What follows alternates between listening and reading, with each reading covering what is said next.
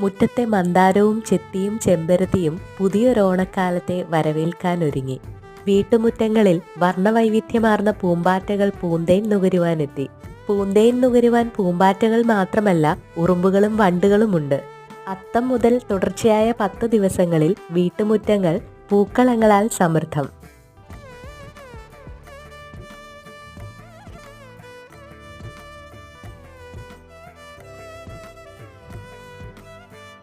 അത്തം ദിവസം പൂത്തറയുണ്ടാക്കി ഒത്ത നടുക്ക് തുളസി വെച്ച് ചുറ്റും വെളുത്ത നിറത്തിലെ പൂവ് വെച്ച് പൂക്കളം തീർക്കും.